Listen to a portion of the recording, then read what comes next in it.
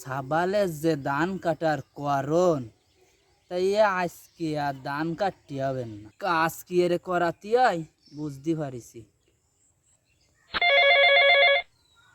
Hello ঘটক, ওই যে মায়ের কথা কইলে সাবালটারে বিয়ে দিতে হবে, ধান কান কাইটেই মায়ে দেখতে যাবো, আমি আর সাবাল আসতেছি।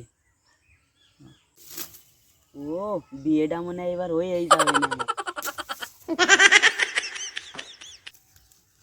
আব্বা তোমার আর কাজ করতে হবে না, তুমি আনি জিরেও বসে নি বসে।